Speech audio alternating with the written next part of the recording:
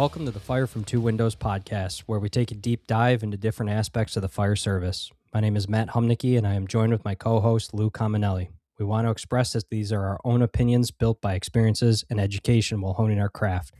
These are not the opinions nor directions from our various employers. We are here on our own to spur conversation and help level the playing field for all. Good evening, Lou. What's up, Matt? How are you? Not bad. What's new? Spring sports.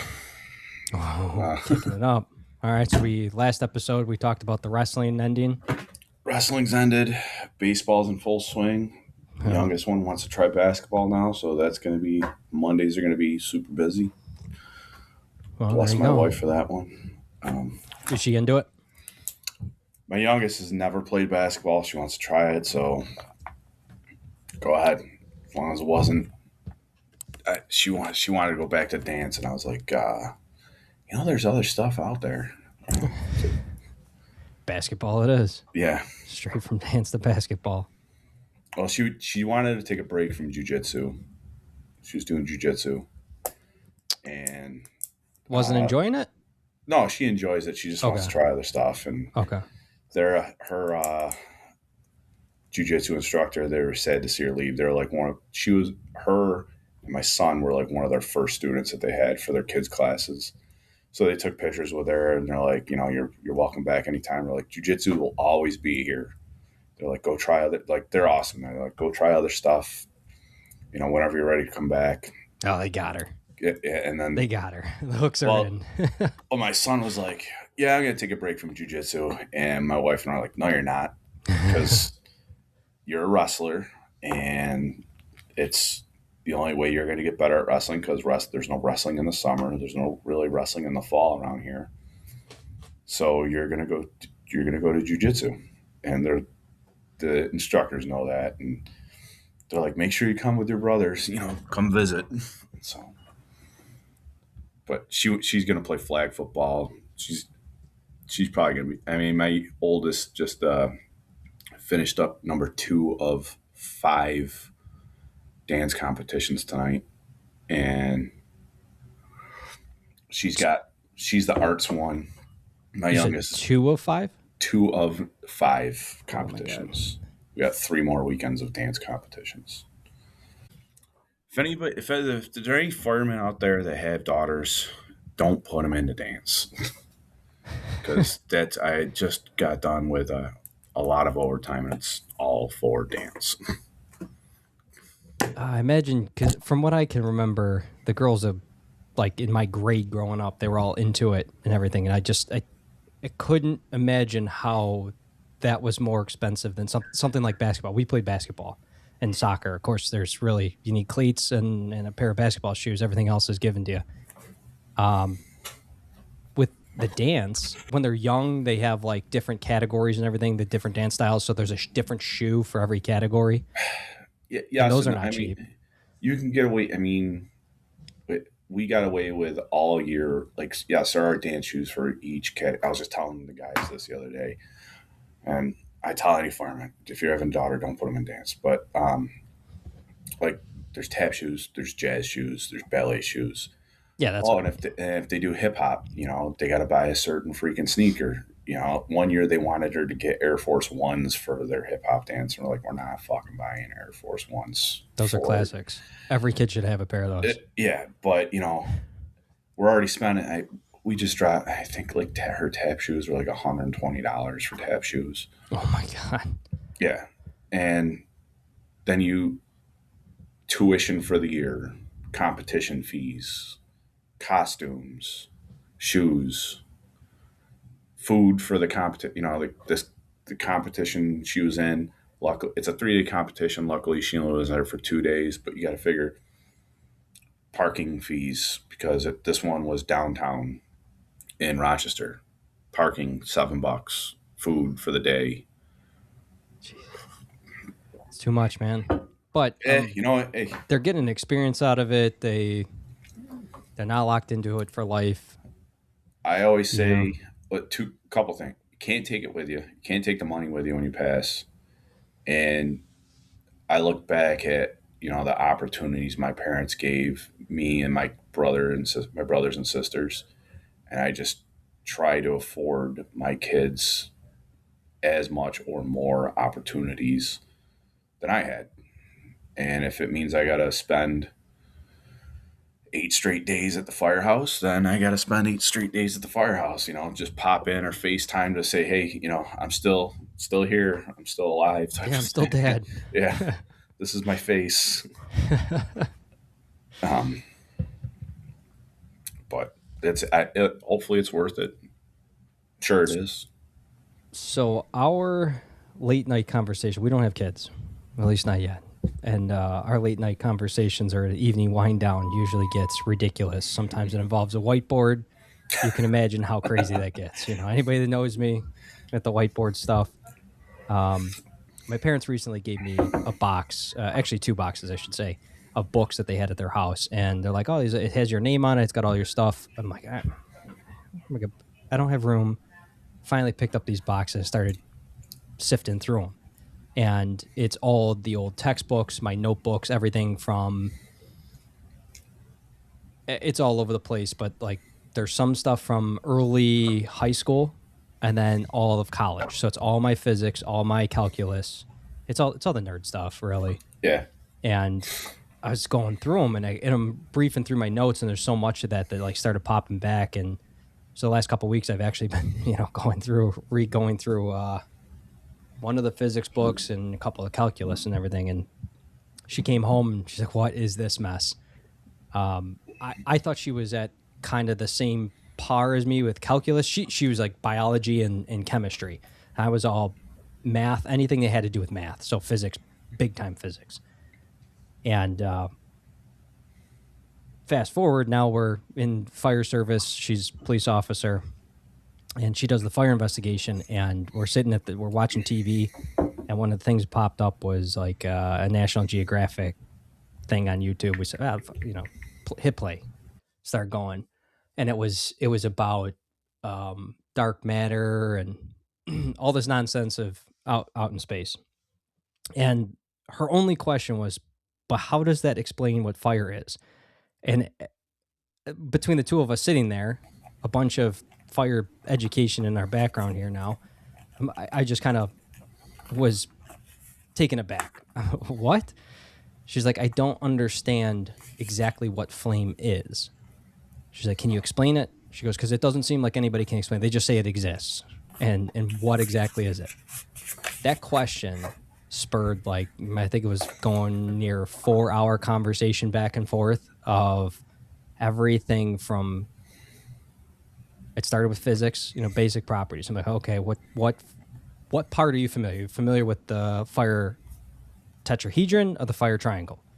She's like, there's only 3 things. Okay, so the triangle, we'll stick with that. And we started with that. She's like, yes, but what exactly is she understands the concept, how to control it, how it propagates, but she wanted to know what the physicality is, like the actual physics level.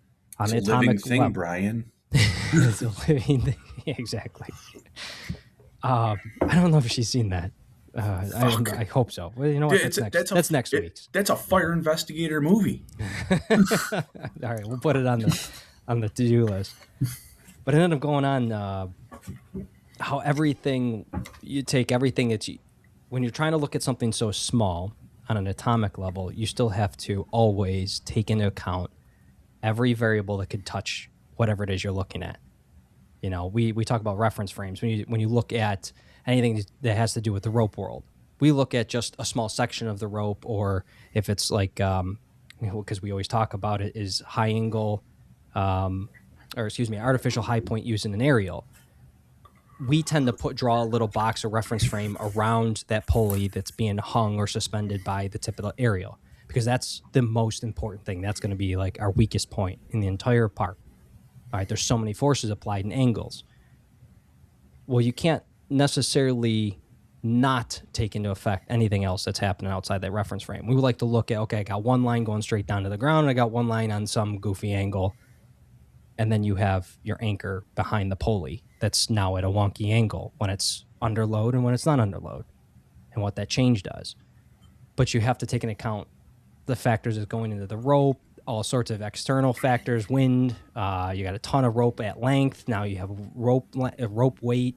You have the wind does affect that at like a 600-foot, drop versus a 30-foot drop. It's almost negligible at 30, right? So we don't have to think about that in the fire service.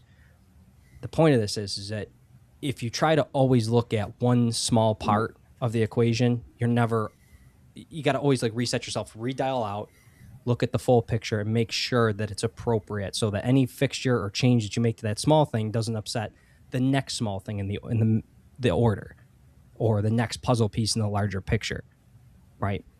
And in the fire service, maybe it's just because we're living it right now, but it feels like we look at all these small topics one at a time in the fire service, and we attack it and we fix it. Maybe we break it, but then we zoom out. We're like, all right, good job. And then we never take a look at how that affects the next series around it or the next parts around it.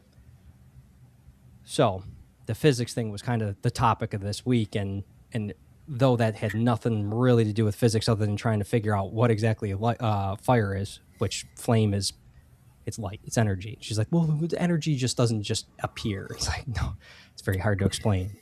She's like, well, is it a particle? She's like, I know it's a photon. Is it a particle? But it has light wave. I'm like, those are all parts of energy, and photon is something on its own thing. It's a wavicle technically, which is not a made up word, though it sounds like it. Like we got into the whiteboard almost came out. The whiteboard almost came out. And we were both laughing at this. Dude, the Friday nights at your house got to be... That was like, I think it was Wednesday night. I mean, I'm just over here trying to talk about conspiracy theories and with my wife, and I just... So I know we're going to get into... I just finished a book, and I started reading, enjoying reading probably 10 years ago. Okay. Maybe 10 years. What? Yeah. Just did you always like reading? No. I didn't really get into reading. We had to read for school, like if they assigned a novel or something, you read it, and it was like, it's because it was a task given to you. I didn't like that push, but I'm very grateful for how they broke those books down. I had excellent English teachers, and if we read something like, say, Shakespeare, the teacher would go through it. So there was a lot of extrapolation that happened from every book that we read. And at the time, that seemed so task-oriented, and I did not like it. Now I use those tools a lot. It just, whether that's reading to myself or that's, something for the fire service, I have the ability to pull out the information and really expand upon what it is we're reading. So I have a deeper appreciation for it. And now, fast forward to today, like I read all the time, mostly just because it's exercise for the brain. So I like it now, but I didn't then. There was a couple books I enjoyed reading in school, and you and I are you're a little bit younger, but roughly the same generation. Mm-hmm. Did you have remember the read program, and you had to take the little Post-it card home, and every night you read, your parents would initial the box, and if you filled the box, you got a free Pizza Hut pan pizza. Yeah. Book it. It was called Whatever. Book It, I think. I forget what it was. Yeah. They had the big read campaign with all the celebrities on the posters. Yep. I don't know why it didn't work. I wish it would force like my youngest loves to read. My son, who's a middle child, I mean, he'll read, but it's always like, to me, it's like stupid stuff. It's like, I don't know, that there's this thing called Five Nights at Freddy's. It's like this, I'm not even gonna get into explaining it, but they'll read that. He'll read the Five Nights at Freddy's encyclopedia or something like that. And my oldest, she used to like reading. Now it's the phone. It's all about the fucking phone. But I wish I would have kept with reading. I wish I would have discovered it earlier in my lifetime. Because now I do enjoy reading. I mean, and we've talked about this before. It's not always just fire service books. It's not always military books, or right now I'm reading the memoirs of Rob Ray. And it just so happens the Buffalo Sabres are in the playoffs, which they pounded the Bruins 6-1. and I jinxed the Sabres. I said, "Oh, they're going to get a shutout," and a minute left, they Bruins score and ruin the shutout. But um, I just wish I would have gotten to reading earlier or kept reading as as a younger kid. Or I wish school, we've talked about this before as well. There's a lot of stuff coming out now, and I just sent something to my wife about this generation, and the more technology that's been is using in school, the worse kids are doing. And I know you read off the Kindle. Sometimes, yeah. I was just talking to one of the lieutenants the other day while I was on overtime. Him and I were both on overtime. He's getting into reading a little bit more, and he reads off the Kindle. I'm like, I just can't. I can't do it. I got to have a physical book. That's just something. But the problem is now my dresser is I got a stack almost to the ceiling of books. That's the only reason I started doing that. So the library, there's an app. It's Libby app. It's called, and you can plug in your local library's information. Yeah, and you can borrow books right, digitally. right. Yeah, You still sit in line because they only have like 2 copies of a digital copy. It's bizarre, but I use that so I don't collect so much shelf space or take up so much shelf space. I'd like to savor that little bit of space. One, I move a lot. yeah, So I don't like carrying all the shit every time I got to move somewhere. But the stuff I do want to bring is like, it's the textbooks. It's the really important things, or something I picked up on a trip somewhere. I picked up a cool text. Like we were just in Colombia, and though it's there's a book called The Alchemist. The original book is written in Spanish, and we were trying to find an original version because down in Colombia they have a ton of street vendors where it's like all books are $1, and it's a street. The whole street is just books on the side of the street, like vendors, like hot dog carts, but it's just books yeah. and stuff. It's really cool. And we did find a few, and there was one, the guy, he knew what we were looking for. We're clearly not from that far south, so he wanted too much, and I should have just did it anyways because it would be worth it. But those things like that are cool treasures. That's what's on my shelf. The other part of that is the Kindle is easier to read at night when the lights are off. You're sitting on your side of the bed. I can view it. I use like the iPad or whatever it is, and I can read as I go versus needing to flick on a light. Now, same thing at the firehouse. You're in the same room with the guys. They don't want the light on. Yeah, I got one of those little book lights. I should. Yeah. It's like $2. I should get one. Yeah. But so reading is what brought up our topic for tonight. So we're gonna go into this book that you shared with me. So it's by Jeff. Oh boy, I hope I don't Rothmeyer. I think is that how you pronounce it? Yeah, he actually had a podcast. I don't know if he still does it on fire engineering. It was the Senior Man podcast. It was pretty good. They would kind of just read text, and he would read text, and he would have 2 senior guys kind of comment on it. It was good. It was good. I would listen to it. The book, actually, my battalion chief bought it for me while he was down at some conference down in Florida. I can't remember the name of it. It was the battalion chief one that they sent a couple of guys to. Oh, really? Yeah, recently, you mean? Yeah, the one in January they went to. Oh, nice. Isaacson put it on. Kurt Isaacson put it on, and he came back and threw me this book. He goes, "Hey, I bought this for you." I'm like, "Oh, I'll take a peek at it." Nice. I sometimes it's tough to try to get into. I kind of have to force myself into the fire service books. Though you see big names out there, and you recognize them when you're browsing the shelf or whatever.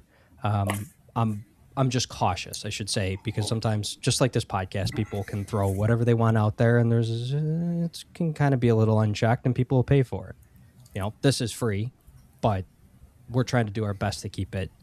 I don't want to say neutral, but fact driven. Less opinion based, or we will highlight if something's our opinion. And I think that matters when somebody's pushing their idea because they have angst in the world towards something. It's tough.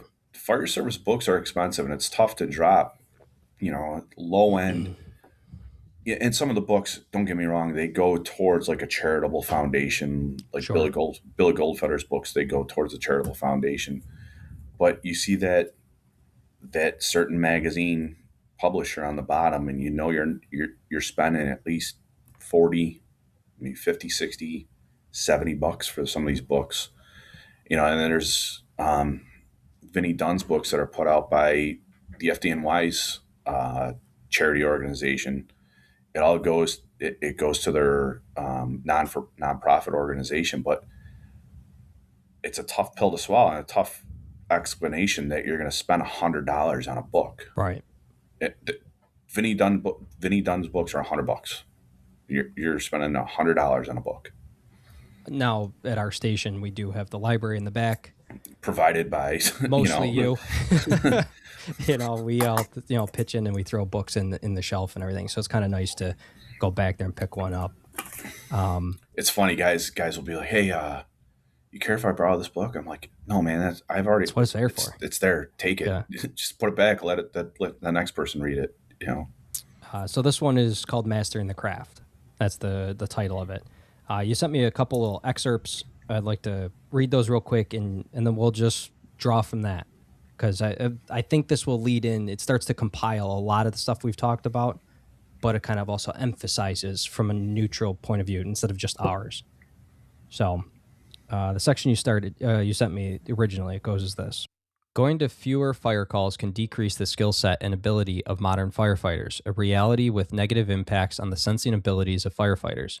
Instinctual decision-making abilities stagnate when not stimulated routinely. Task-oriented firefighters fit in a plan orchestrated by command. The plan may or may not be ideal for the situation, but centralization does not occur often in these systems.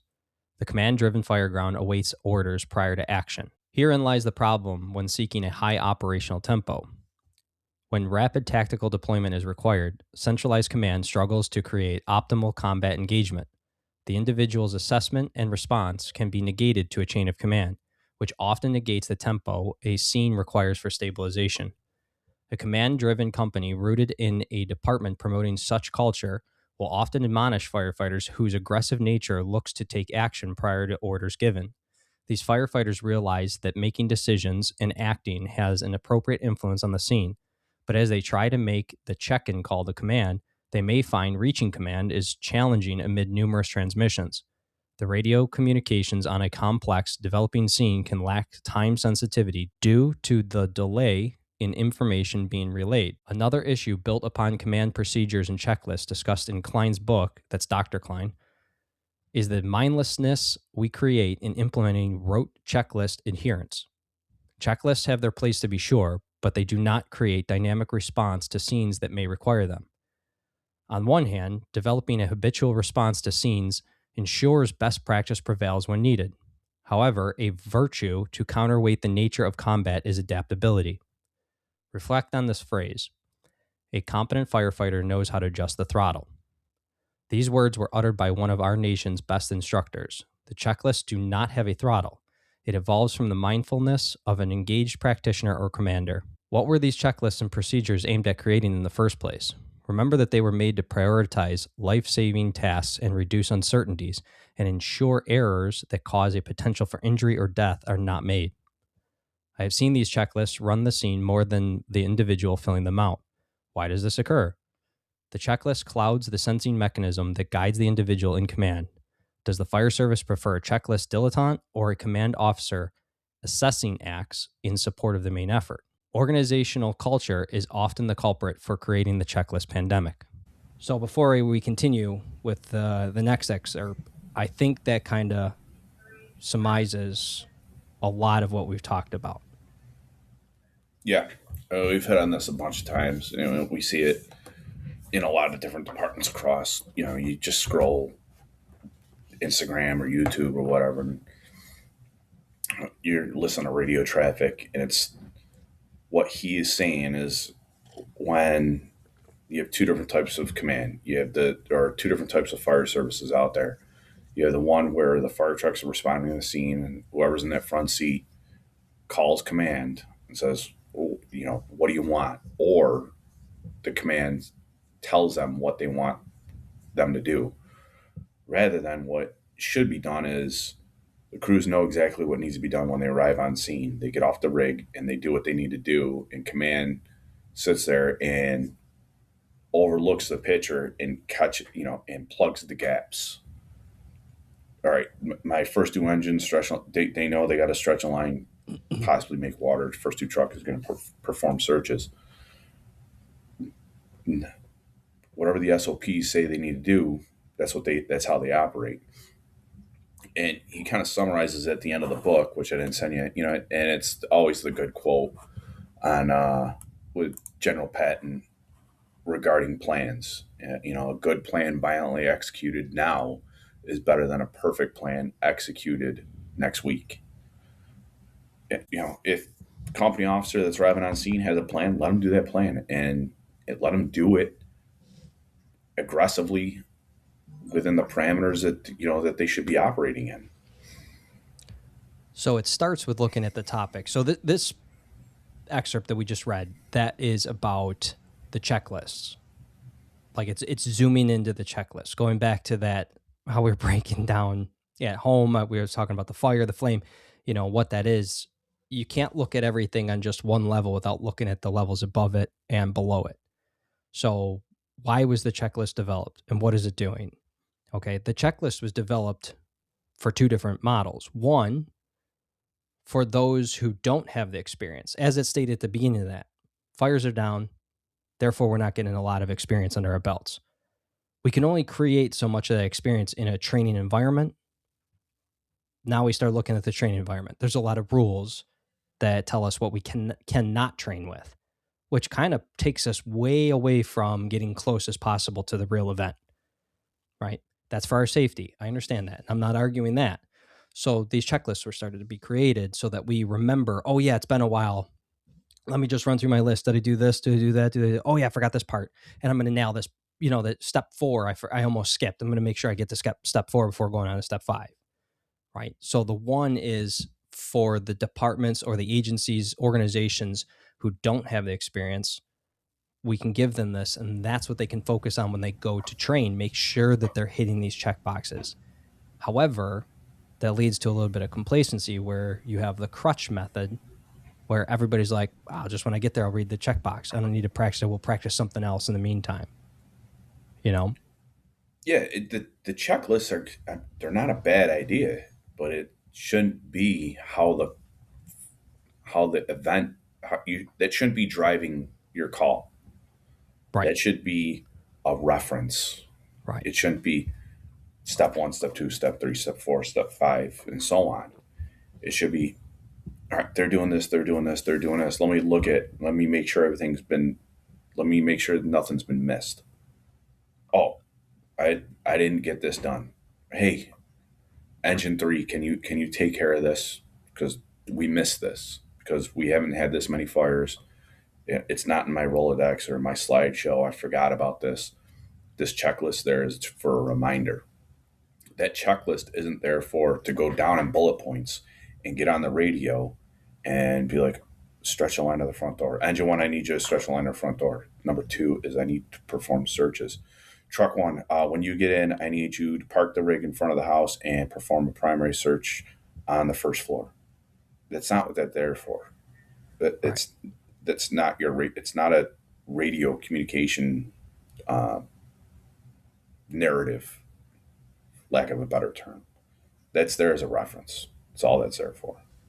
So 2 things. One's probably more appropriate metaphor for it is a PowerPoint or a slide deck.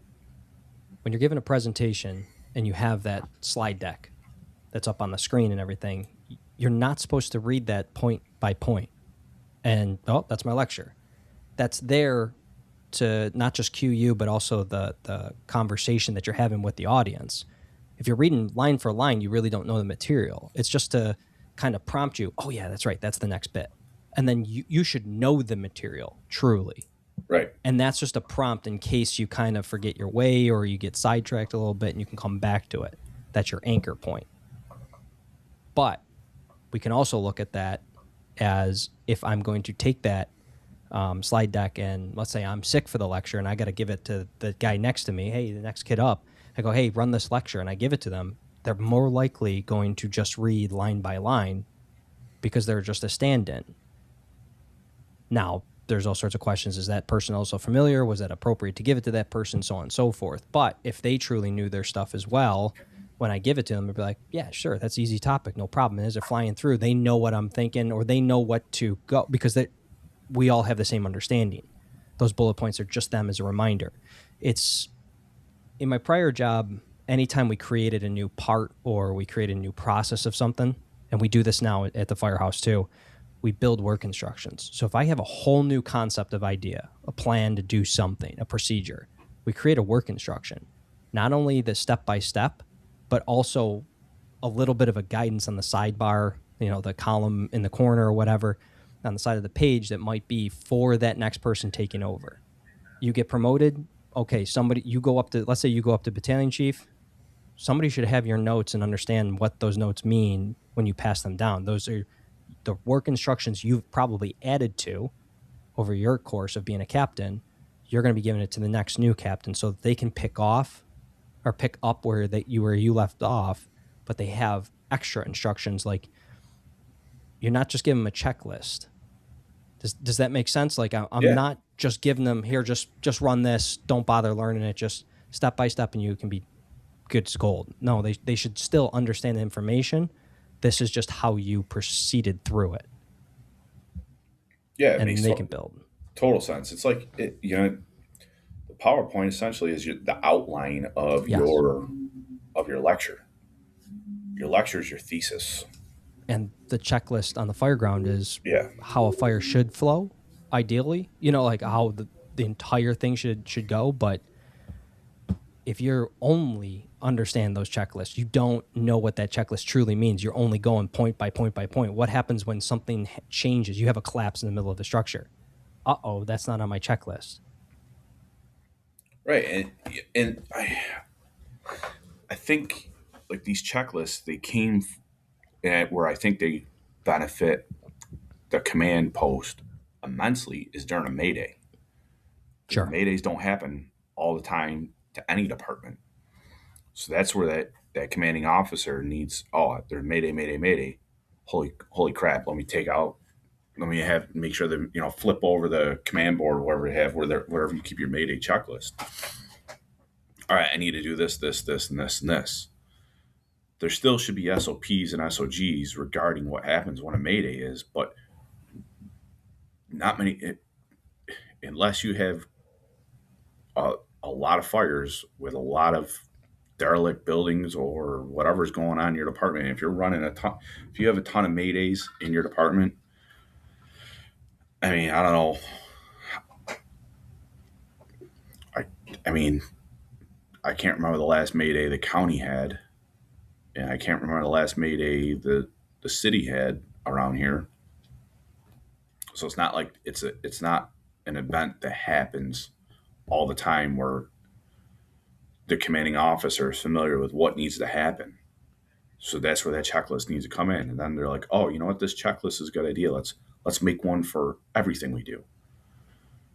Right. And then I think it just got convoluted into we need checklists for everything. And it's not a bad idea, but it should be used more of as a reminder, not run the fire. Right. And just as you stated, a Mayday is so far from the normal day-to-day that sometimes we need to brief over those notes and go, oh yeah, that's right. It jogs our memory.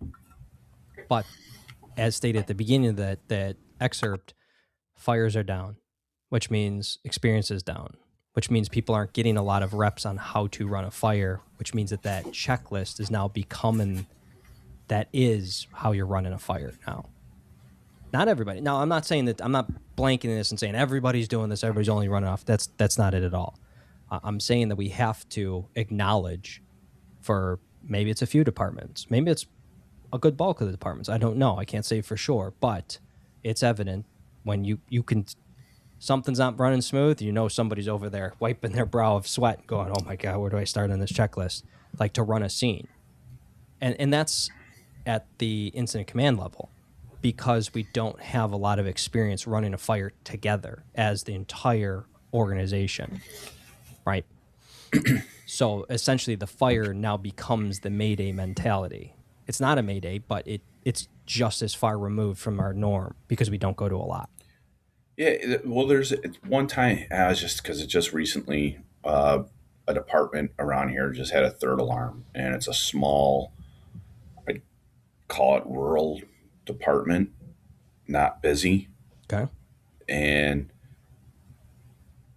it went to a third alarm, not because it was a third alarm fire, but it went to a third alarm because they needed manpower because in that area of the in that area of the county, it's rural and they don't have a lot of guys during the daytime. The population's not that big. Volunteer numbers are down, so you had apparatus responding with one or two guys.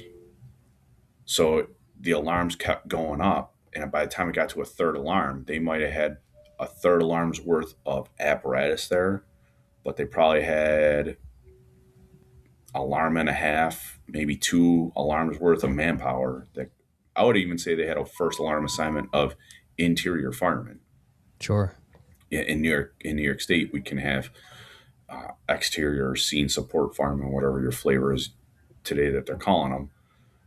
But when they went to that third alarm assignment, you probably had a first alarm's worth of, and I'm just going off of what I've heard of interior firemen doing work.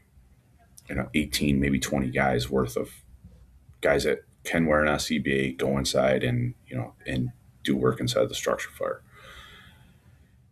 That being said, they had between that third alarm assignment and where this department sits, they had three different county agencies. There are three different worth of counties between the county to the west and the county to the south of us responding because they sit on the border of one county and the other county from the west came in. You have portable interoperability issues. You have however many different departments coming together that have never worked together. So, in a situation like that, I can see where the checklist for command needs to happen. Not because they don't have experience, but because you have departments that have never worked with each other coming in and playing in your sandbox Ah, and they don't know the rules. so that's the point of these first two. I think it was two. It was like half of a chapter. So that was the whole point of that. Is that okay? You're talking an external agency coming in, so we're going to run the playbook that the checklist that's according to having mutual aid show up. They might also bring a checklist, or they don't have a checklist. Either way, we become more reliant because those reps working with our partners, working with our own people, working at a structure fire, working at a Mayday, they're not there enough. So now we get a little bit more reliant on that checklist versus wait, what was the next? Like a quick memory jog. It's the whole memory is the checklist. Like it's absent from our Right. memory. So that's the point. I believe, at least when I was reading that, is what he was trying to get at is it's created a culture, and then the first generation to do that is now going to tell the next generation, hey, here you go, here's a checklist, and they just pass the checklist instead of work instructions and walking them through coaching and having the experience to back it up. Now they just pass that down. So then it becomes this, here, kid, just follow the checklist, and that guy's going to do the same thing in 10 years, 15 years. He's going to pass down to the guy below him and go, here, kid, here's the checklist, and that becomes the norm, right? And that's part of the phrase we've been saying all along, the standard, what is that? Normalization of deviance. That's kind of what that means. It's all the same thing. You can't look at one small thing without realizing how that's going to propagate negatively in the larger picture and scope. Yeah, I just don't know how you fix that problem in the fire service. And I got to imagine that happens more than it more than we think. With especially these rural fire departments that rely heavily on mutual aid, where it's tough to get a big training event, even if you do it once a year, how much is that going to solidify SOGs and SOPs?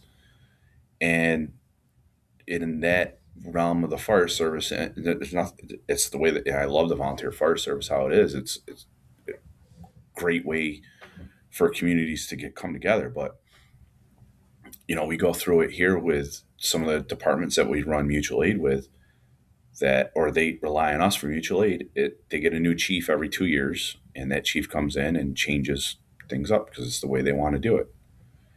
And if you have you you that gets exponentially worse the farther you go into the volunteer departments, where you have volunteers responding mutually with other volunteer departments, because now you have this chief, that you might have chiefs that all run, they have a mutual agreement upon how they're going to run. Then Mm-hmm. in 2 years you have a whole new set of line officers and chiefs, and they don't like how that's being done, so they change it in their mutual aid department. They don't like how stuff's getting done, so now they've changed the way they do things. So now you've multiplied the changes by two or by four, almost by exponentially. Yeah. And then you take another department, and they're on the same cycle as how they vote, and they put their line officers in, and they change something, and it exponentially grows. So you're in this 2 year cycle of, we got to retrain how we do things. I'm not saying that always happens, but the potential is there for that to happen. Where I think in our area of, with our mutual aid responses that we have, we've been trending going in the same direction with our SOPs and SOG committees, and getting people together to work on like a truck SOP. So we're pretty much on the same sheet of music, or at least we might not be on the same sheet of music, but we're playing the same song. Yes. That's the Paul Gorsica, who we had on here for the EV. Yeah, He says that all the time, and it's pretty funny. yeah. We might be playing, the classical version of, or there's an account that I follow on Instagram. He takes like fan requests, like the one I just sent my wife. It was it, what's that song? Cappuccino. Is this the trumpet player No, no, by no, chance? no. Oh, okay. Sabrina Carpenter's Cappuccino. Hmm. They requested him to play that song, but as 311, and it sounds Okay. awesome. Like, I don't even like that song Cappuccino, but the 311 version that he did, it was amazing. So it's like, all right, we're gonna play the 311 way, and you're gonna play it the original way. At least we're playing the same song. We're gonna get the job done, type of thing. Stupid reference, but you No, get the no, point. no. It makes sense. Makes sense. Um, I just think that keep drawing in and pulling out. You got to constantly double check anything you put out there as a new idea or a concept. You have to try to take a look at the negative space. What is the possible negatives that can come from this? It's a great idea to have the checklists. Here you go. We're going to make these nice tactical worksheets. Maybe we have them printed on whiteboards in the back of the rigs, which some departments do. It's a nice feature. But if it's always there and it seems like the easiest route, we're all humans. We will always take the easy way out. So we're like, hey, you know what? I don't have to focus on learning all this crap because I got the whiteboard or I got the checklist in the truck. We get reliant on that. We get complacent. We have to do better before putting something out, but whether that's a freaking warning box on the a label or something, I don't know. But we have to understand that it's now becoming more of a crutch. And there's some departments that haven't even evolved to the point where they have checklists.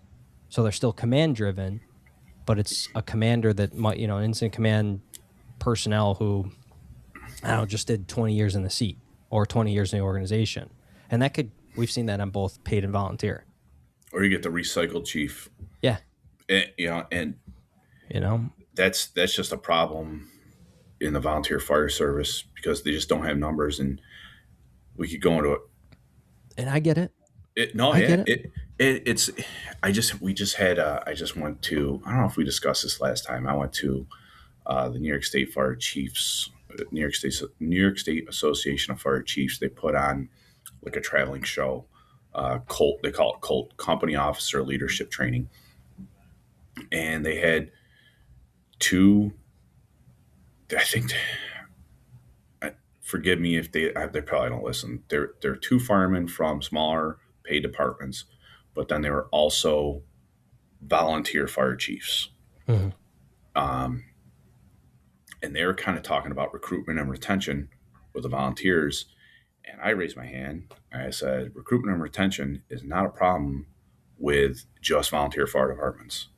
So recruitment and retention is a problem across the board in the fire service. And my point, and why I'm saying this is because of the statement I made about the recycled fire chiefs, is that yes, there is a recruitment and retention with the volunteer fire service. So you might have that fire chief he's probably got 20, 25 years in the volunteer fire service.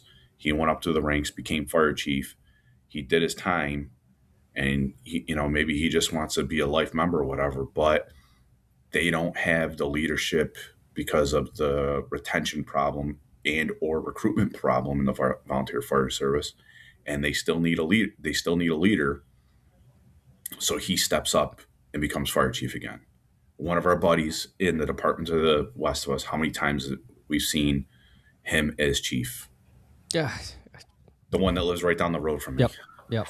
I don't know. He's a great guy, Yeah. and it seems like every other, maybe every 3 cycles that they have in that department, he comes up as some sort of chief officer in that department. And God bless him, because they need him. He's a good chief.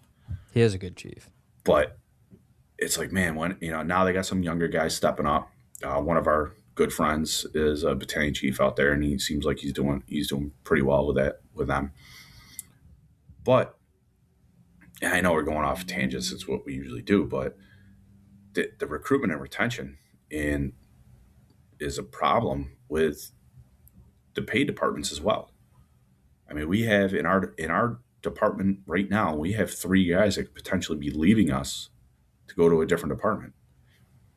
And it has nothing to do with pay. It has to do with they want to go to jobs, and God bless them. They want to go to jobs. They're young. They still have time in their life where they can do that. But when I took the first civil service exam, there was over, I want to say 1,500 people took the exam. How many people took it when you? For the county, Yeah, um,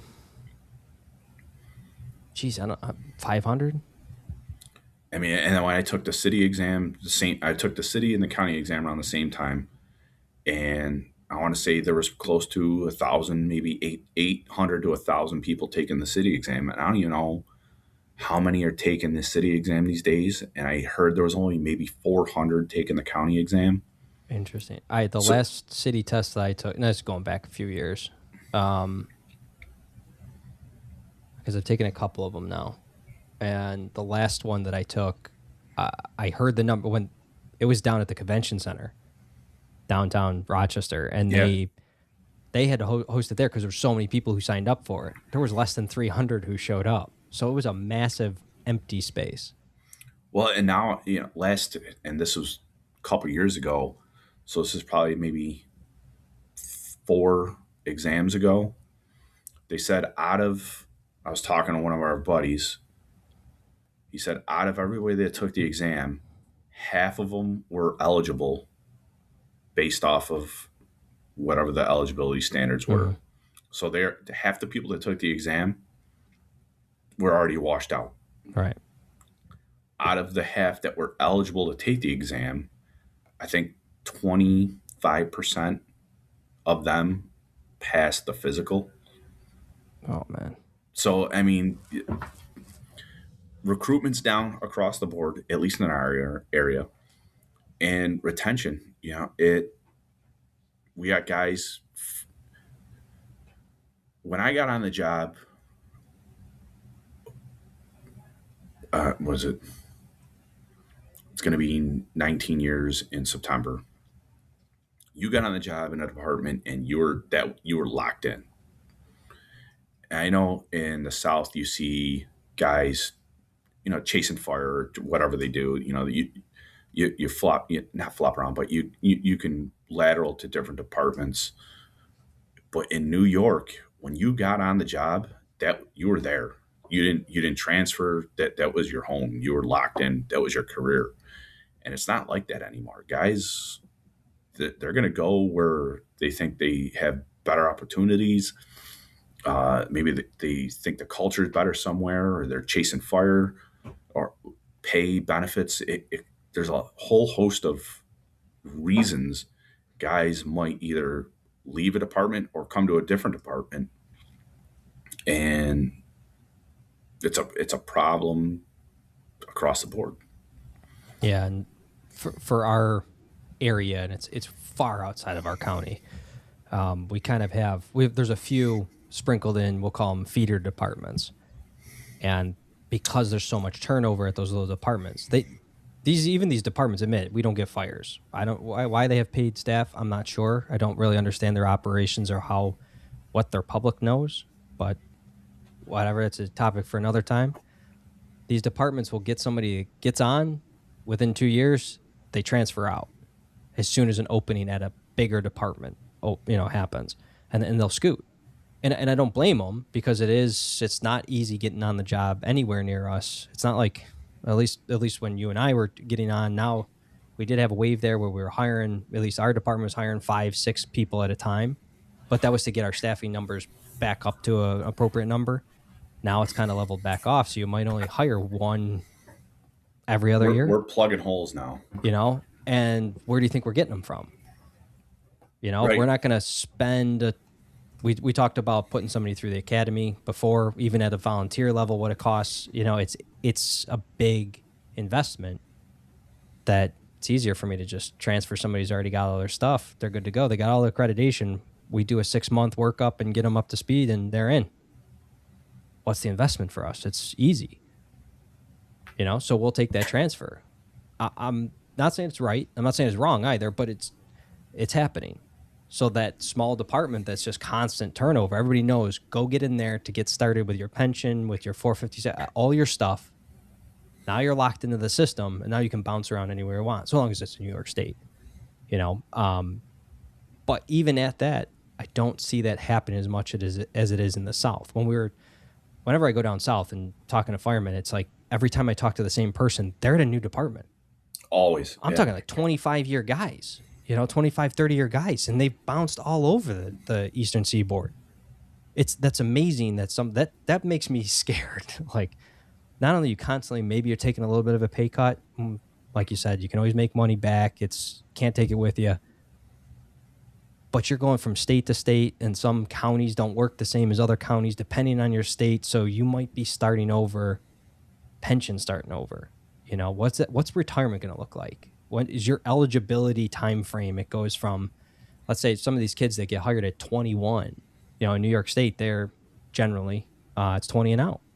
Minimum you got to do is 20. So at 41, they can retire. Then they jump ship to somewhere else after 2 years. So now they've added 2 years. So now it's 43. So then it's 48. Then it's 50. And they keep moving around. And if you go to a whole nother state where your stuff might not count at all, that's great. You're partially vested into one pension, but you got to do a whole nother 20 or 25 years in another state altogether. So if you get to the point where you're at like 5 years or 10 years in New York State, and then go to, it doesn't matter where, Tennessee. Not Tennessee. That's bad example. Let's just say Nashville. You decide, I'm going to take a job in Nashville. I like music, like the barbecue. Here we go. Right? 20 more years ahead of the clock. That's a hard thing to kind of step back again, especially for our guys who get hired late 20s, maybe into their 30s. You're already coming into the fire service. You're starting your career, your entire life career over again. And now you're planning to make that again. That's going to mess with things at home. The point of all this is that we don't have this year-to-year pass down. We don't have a guy that as soon as he gets to 10 years, he can teach the guy with 9 years on a job. Hey, you're getting to 10 years. When you get to 10 years, you're going to have to do this job. Here's my work instructions. Pass it down. He moves to 10. He passes down to 1 year mark. The guy below the 10-year mark is huge blank until you come all the way down to 5. I'm not sure if that makes sense verbally, but like there's not enough people filling those ranks. So to your Right. point, when you're chief, you got somebody who reaches 20 years in the same department as chief. Who is he passing it down to? Who's the next person he can pass that information down, or who's willing to take that chief spot if he's looking to exit? Right. And the point that got us to that tangent was that chief that got up there, he steps down. He wants to, drive fire trucks and just get guys there. Next thing you know, you're right back in that chief's position because no one else is there, and Yeah, there's no pass down like you said.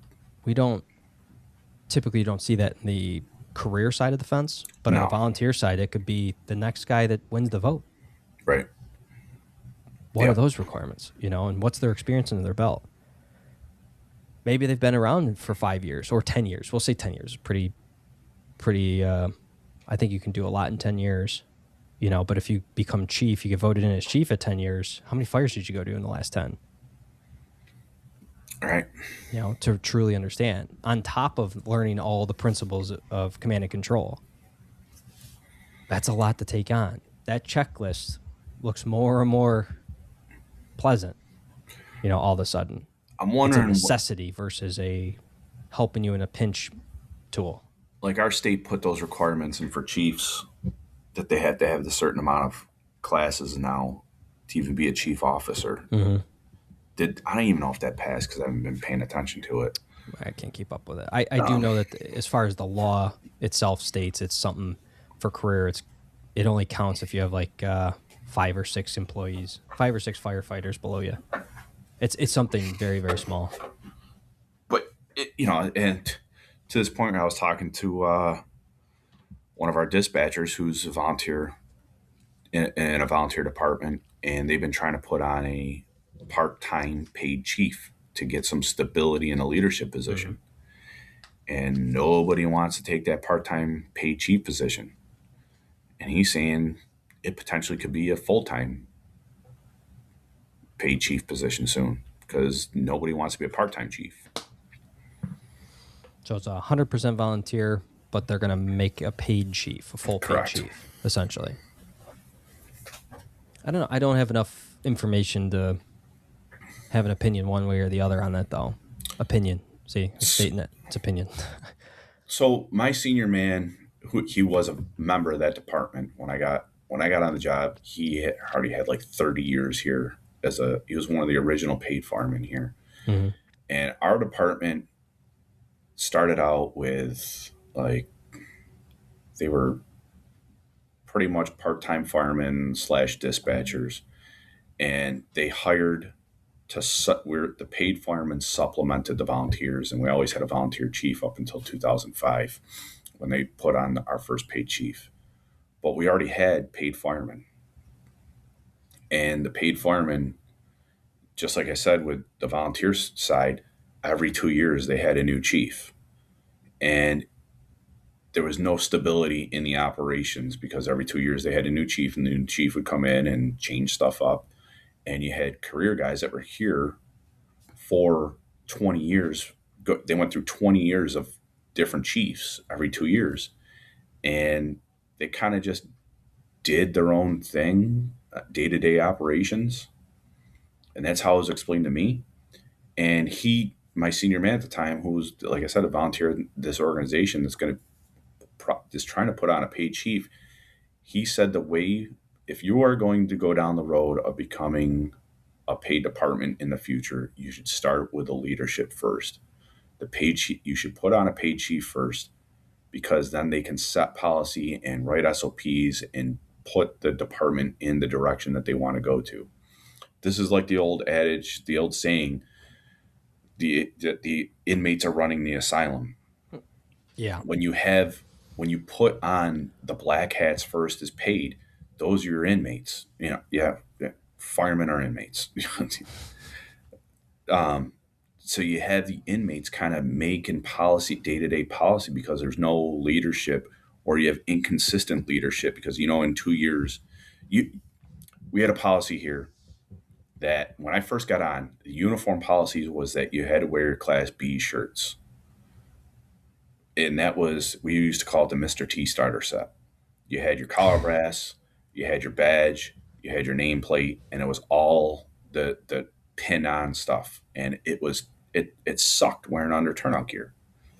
But nobody ever followed it because it was a policy put in place by a volunteer chief because he got mad that we weren't in the uniform he liked that day.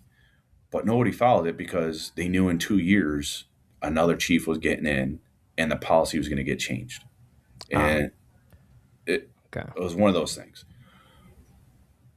But if you put on your leadership first, you hire your leadership first, and you have consistency in your leadership, they can set policy and procedure. And then when you hire in your lower level management or your lower level workers, they follow the policy and procedure has already been established. There's no questioning it because they're coming into the system. They're not making the system. Yeah, I mean, there's a lot of chance for human error issues within that as well. Where's the paid chief coming from? Who's hiring Right. them? Correct. Is it the commissioners? The commissioners plural? Is it their buddy? So right off the gate, how well are those policies and procedures going to get enacted? Correct. I mean, I mean, there's pros and cons with everything, right. but his point was valid, and I do see the validity in that point of putting on a paid chief in a volunteer department if you're reading your crystal ball and you know that your department is going into the trend of putting on paid staff in the future. Yeah. If we were going to if it was my department, let's say I had a volunteer department, I would not want to hire anybody. If we were getting to that point where we need to go down that path where we need to look to the future of putting paid staff on because of whatever problems, it doesn't matter. I would not want to, I say this softly, but I would not want to hire anybody who's already been in that organization. Well, I don't think civil service requirements allow that to happen, right? Unless I don't know. unless your volunteer department has paid firemen in there in positions that qualify them to be a fire chief. Now we're talking New York State. Right. And But the first paid anybody, if you're going to be chief, I would say shouldn't be anybody from the organization you're trying to change because they're already inundated with the habits you're trying to. See what I'm saying? but putting on the paid chief might not be you're trying to change the organization. I'm looking as more of you're looking to make things consistent instead of changing every Okay. 2 years. Okay. You might right now. The chief of a department might be he might be the best chief there is. He's got solid policies and procedures. He runs an excellent fireground. He's good in the firehouse with personnel, and then his 2 years is up, and he doesn't run. He can't run again for whatever their bylaws are. Well, now you have to wait 2 years to get him back in. If that's even if he wants to run again. Right. But if you have that same chief, this guy's a solid chief, solid personnel, solid on the fireground. You trust him running a 7 alarm fire, and he meets the qualifications to be a paid fire chief. Why not put that guy in there? Now, I agree with you. You can't just put the Top stooge. right. Yeah. You can't put your best friend in there if you're in that position to hire a paid chief. Right. You're only going to get the there's got to be a better way of saying what's on my mind. Like all the problems you currently have are going to come with that same chief. Right. There's no way out of it. And I'm not saying you're getting a paid chief because you're looking to get away from problems. Again, you have to zoom all the way in. You're trying to tackle a small problem. You have to zoom all the way out and also look at how it's going to affect the things around you. If they're going to start forging policies and procedures based off of their current understanding of the organization, that's not the future understanding of the organization. So it's got to be somebody who has good morality and could be objectively clear. So let me ask you this question. And I know we're getting way off topic of what we thought we were going to discuss today. This actually comes into play with the next excerpt.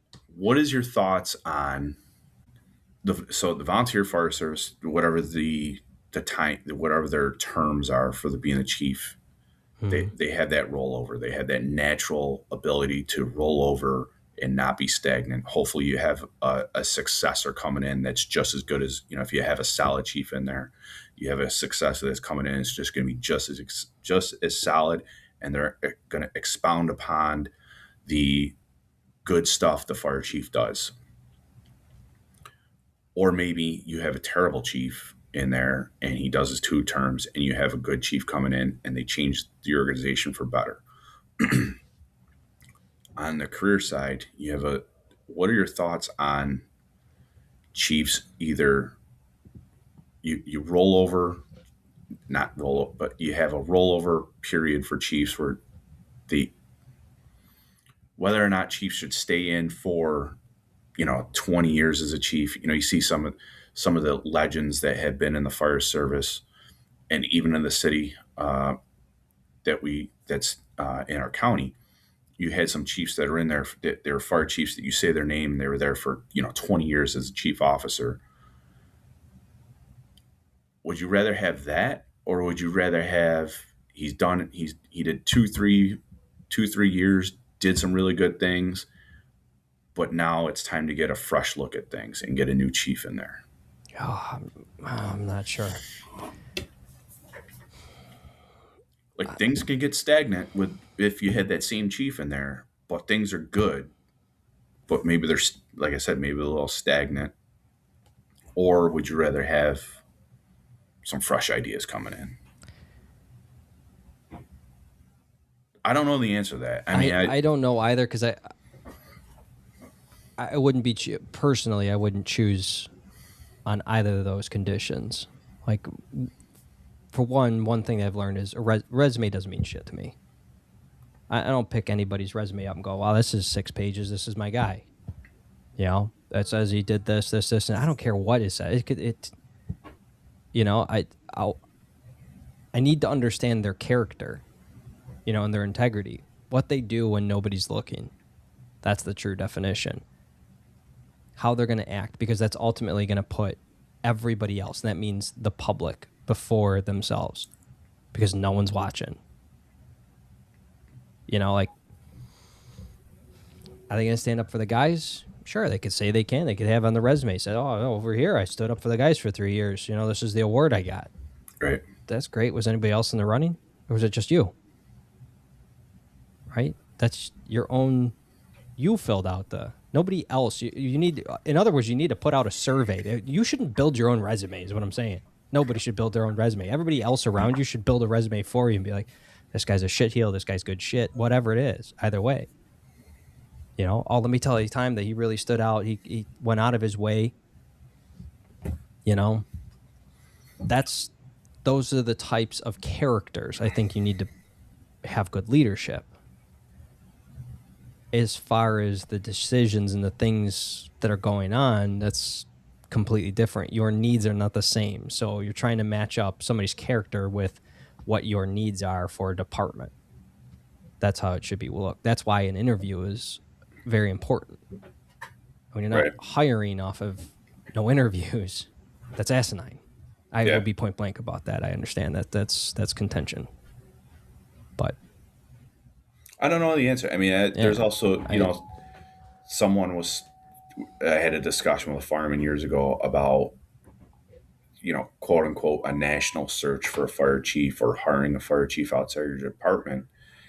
And his point was, it was a good idea to hire a chief from outside your department, because then they bring in different ideas that your department might never have looked at or seen before. Whereas if you just had the natural progression, fireman, lieutenant, captain, battalion chief, assistant chief, they're stuck in, not spinning their wheels in the mud, but you've just been complacent with how your department has always been. And I'm not saying that's the norm. You might have a fireman that's gone through the ranks that has taken mental notes of I wouldn't do this, I would do this. I'd like to see this get changed and stuff like that. But his point was, you get someone from outside and bring them in, and you have almost like a fresh start a little bit. Not coming in making wholesale changes, but coming in and just, hey, have you tried this before? Or, I like what you're doing here, but if you do this thing and just do this procedure, do something a little bit different, it might be a little bit better. I know I'm talking in generalities here. Um, I don't know. just something I've been thinking about. Yeah, I never really. I know. There's a couple departments, couple out here, and a couple where I live, and then a couple where we work, who are going through these changes. Very similar in concept. When you put them on paper, we need a chief, and how they go about it. And they're the three that I can think of off the top of my head. They're all going a different direction from each other, but the same principal issue. Not problem like shit's going awry. The same thing that they're trying to bolster, tackle. And they're all going at it different ways. So it's kind of a cool little experiment to watch, like social experiment to see what happens. And the city has done that. When I refer to the city, I talk about the city of Rochester. They've done it a lot of different ways. They've done it internally, where they've had someone come up the ranks. They've done a national, where they've had someone from a even bigger department come in and be the chief of the department here. They've done a statewide, and I don't know. There's pros and cons to it. I don't know what is the best fit. Just I think you got to hear them all out. yeah, Don't search.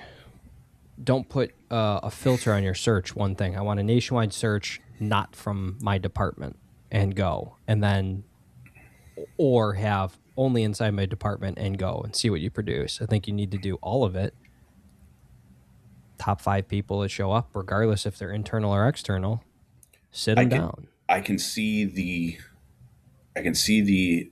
negative effects it would have on the culture of the department if if the line guys, line officers, battalion chiefs, or however your department's made up, has solid guys that would fit the qualifications for the chief of the department, and they get looked over for someone outside the department. I see how that can have negative effects on the culture. But I think that goes back to character. Those people who are getting upset, we're all here for the same thing, the same mission statement. No, I'm not. I'm not right? saying. So, I'm not saying the guys that got passed over are going to have a negative attitude, because if they're solid guys, they should have a positive attitude and support whoever the next fire chief is coming in.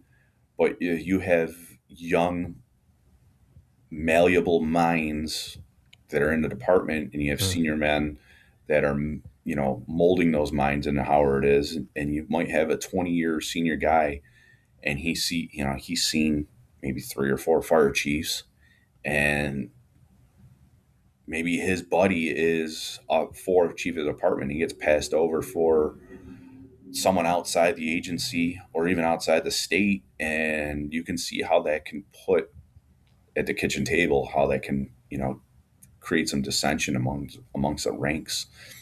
I'm not saying it's right. I'm saying it happens. I'm for. I don't really care either way. As long as if you're only looking internally and you have very limited numbers on who qualifies for that spot, and you're like, well, I only got 2 candidates, so I'm going to pick the candidate number 1. That doesn't seem like you really invested your time for the betterment of the department in the future. Right. No, but if you only looked outside and ignored internal, that could be problematic as well. From a leadership standpoint, you're rubbing a lot of people wrong versus giving everybody the opportunity, saying, hey, this is the best fit for the direction the department needs to go. Don't have to explain too much, but as long as that understanding's there. That's Yeah, usually when people get upset. I think you just need, I think where it comes down is just buy-in from, rank and file, Yeah. whatever direction you're going to go in. That's your just job. Support Yeah. the mission. Yeah. You know, if you're not the one that's in charge of the mission, guess what? You know what your position is? Right there on the line doing it. Yeah. There's nothing to be upset about. That's the best seat in the house. you know. Yeah. All right. So with that, we're gonna go right to the next bit. So then you sent me another one, and I like the exceptionally. Oop, I really like this section. The adjunct of mission tactics may have a beneficial influence on another nuance commonly found in the fire service. A saying often cited to a rookie firefighter is, "Now that you're trained, let's show you how we do it on the street." Basically, this is disconnect between administration and the fire companies, between the offices and the streets of the organization. The formal contracts of execution are not established, and somewhere within the organization, the relationship between workers and leaders is strained. Mission tactics are essentially being executed without the commander's intent. A good start to repair this reality is understanding why it exists. Do our command and control elements prove tactical? Is our checkbox mentally supporting the mission? Are relationships with the rank and file sound? When was the last time we sat at the kitchen table to look our members in the eye and discuss shop? Remember, too much command is a sign of mistrust. Membership knows this instinctively. Harmony on the fireground beckons trust. And then it went on to say, define mission tactics and writing assignments. So that obviously skipped ahead in the book itself, but this was a good way to come back to it, draw it all back together. And what exactly is it saying? I like that it said what was it, commander's intent? Yeah, commander's intent. I'm pretty sure I know which book that came out of Yeah. originally, Oh, yeah. But this idea of trusting your people. The long and short of this thing is let firemen be firemen. You have to trust your people. But how do you trust your people? You give them definition of their jobs, or their tasks, and let them practice with it. Let them develop, right? Say this is the goal. I want you to be really good at water supply. Do whatever you got to do. So when I go, hey, you, water supply, that's all I got to say. That's the supports the mission. It supports the commander's intent. He doesn't have to, on the street itself, at a fire scene, he doesn't have to look over his shoulder, make sure, oh yeah, you're unscrewing all the caps and flushing the hydrant, right? So there's no rocks in there. He doesn't have to look at those fine-tuned little things. He lets his people work it out. Now there's a trust and verify that's got to happen somewhere in the background, whether that's probably more in the educational or training part. But on a fire scene, you got to trust your people. And that comes with, how do you do that? You make SOGs, get away from more of a command driven model. Now the commander's more of, he's still in command, but he doesn't have to rely on that check sheet to make sure everything's getting done. The SOGs dictate, here's the 5 things I need done in a fire scene. I got 4 companies. Someone might have to do a little extra. Okay, that's a deviation, right? Where does that hit in my checklist? If I got to look back at it, that's it. Things will go smoother that way. But if there's too much control from the command, where they're dictating every freaking step, you're going to get burnout, plain and simple. People aren't going to trust that command. They're going to start, they're more apt to doing freelancing. Nah, I'm not going to radio that in. I'm just going to go do it. You're going to not only get burnout, but the time on task is going to suffer as well. Because then if guys are programmed to wait to do something, they're waiting for command to tell them to do something, those precious seconds or however much time it takes for the command officer to say, hey, go do this, and because they're waiting for the instructions, you've just wasted time. And time is a valuable thing on the fire ground. We don't have much. He did a lot of research in that book about how much time it takes for a victim to survive. It's like they got 6 minutes, and if you're wasting every second waiting for command and everything else, Seconds add up to minutes, and those minutes, you only got 6 of them to get a civilian out of a structure fire and hopefully save their life. Wild. And one I didn't send it to you. One thing he kind of it's one of those things you always know in the back of your head. Everybody, what's the purpose of the fire service on a fire? And a lot of people, especially guys, especially geeks that ride on engines, that's what they think the sole purpose of the fire service is, to put out fires. Putting out fires is part of the greater solution, and the greater solution is to make sure all lives are saved. The engine company, his point is the engine company is there to support the function of search.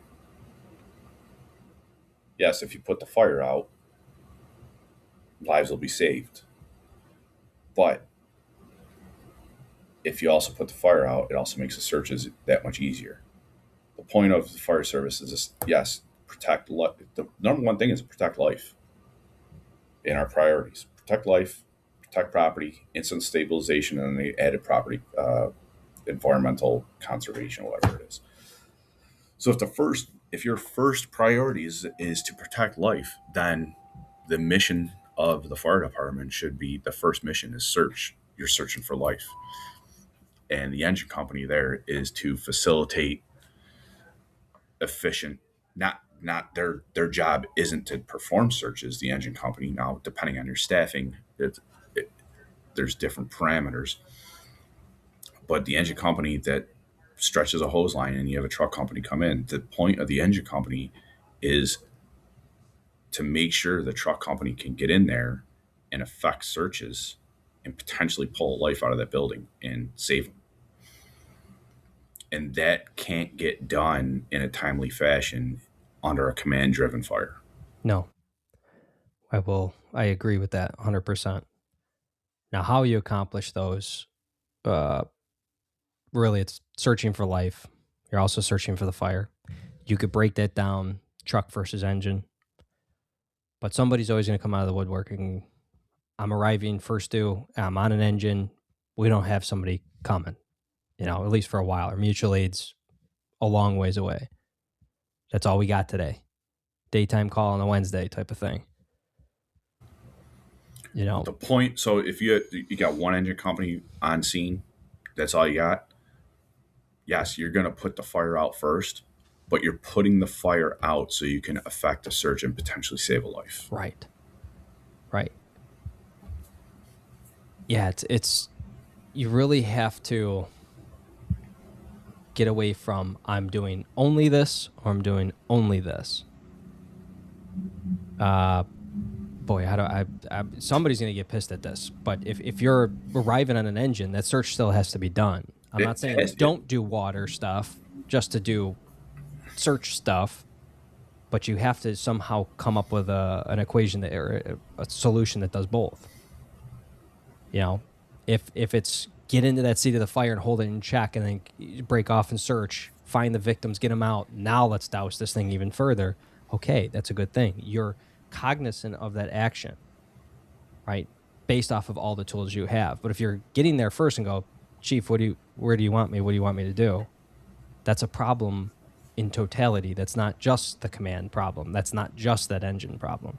That's everybody's problem. We don't know what we're doing. That's a culture problem. That's a culture problem for that department. We don't know what we're doing. Versus, I suppose you could have the other side of that is like, no matter what, I'm the first engine. I know I'm hitting that plug out front, and then I'm gonna stretch a line to the front door. Then we'll figure the rest out. And that's, you do that on repeat, no matter what else is going around or what else hasn't shown up yet. That's also a problem, right? You have nothing else in your Rolodex of plays to say, hey, we have to deviate. We have to throw that audible out and do a little search here. And hopefully that's where after action report, hopefully if that does happen, after action reports occur, and maybe you get away with it once, twice. In that scenario, an engine company gets on scene, hits a hydrant, stretches in, puts a fire out. You have an after action report and said, yeah, you guys did an awesome job. Stretching. Stretch was awesome. Water supply was made in a timely fashion. You stretch in, you knock the crap out of that fire. But hey, did you Did you guys get a search done? Did you guys, once the fire was in check or you had an effective hose stream on that fire, did someone break off and perform a search?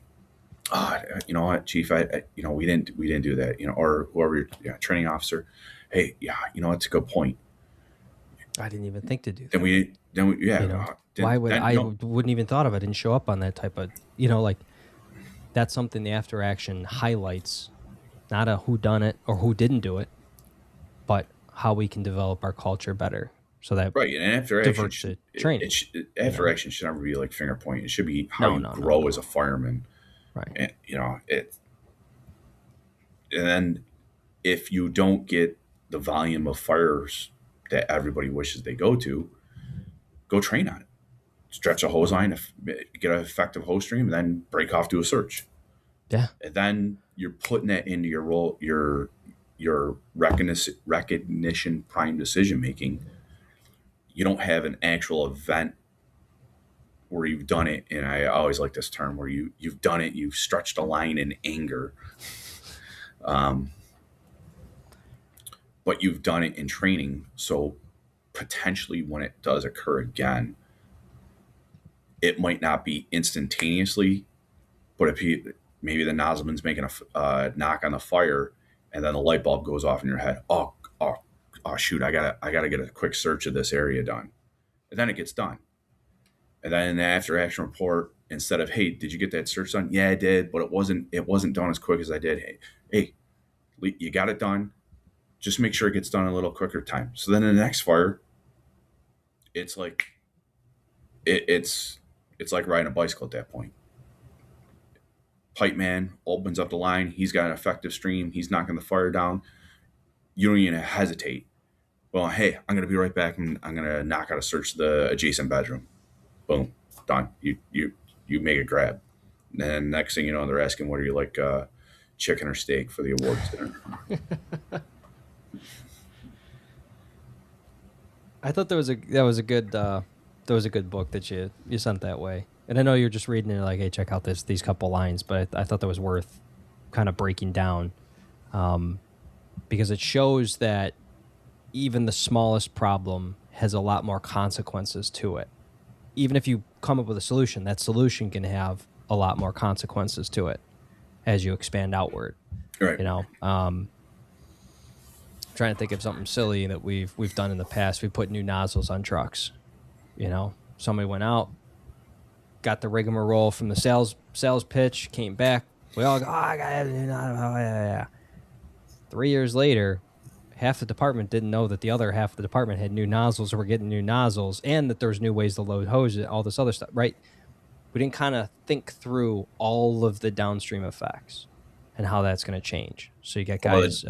downstream effects of lower pressures and kinks. That's a true straight up physical thing. The other side of that was just culturally. Was everybody aware that we were getting new nozzles, or was it only spoken of in half the department? Right. It was agreed on. Then the option to all the engine guys kind of got together, because it was primarily their ownership of it, and that was cool. But what we realized way later is that some of the truck guys that ended up going for overtime, they were getting hit with the questions like, well, you guys don't know how to pull this hose. You don't know what this load is. How can you not know? You've been working here for 10 years. It's like, when did we change nozzles? And when did we change hose loads? This didn't go out. There was no formalized thing, right? It happened so fast that it was just a mistake in the process. It wasn't anybody's malice. Yeah, and we've addressed that in our department.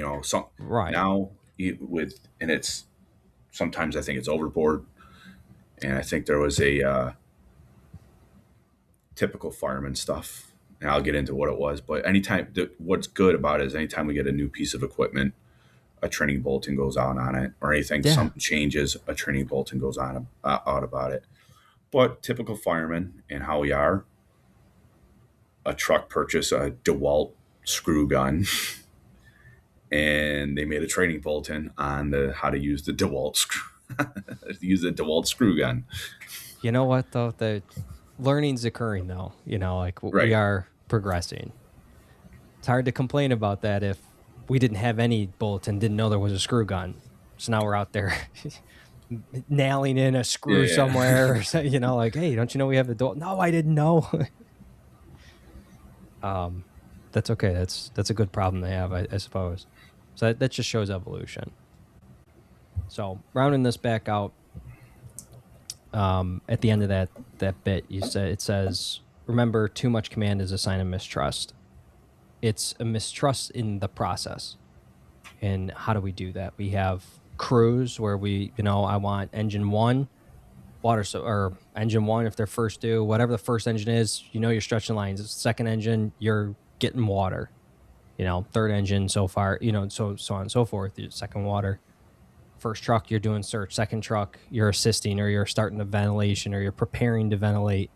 You have these pre-planned assignments that are built inside of your SOGs, and they're SOGs because it's not going to fit every problem. Those solutions aren't fitting every problem. It allows you to make decisions in the moment, let each company officer and their people work the problem and come up with their solution. It also allows them to go back to the firehouse, train, develop their own plan A1, plan A2, not just plan B. So long as it fits, I'm trusting you to do this part of the entire operation.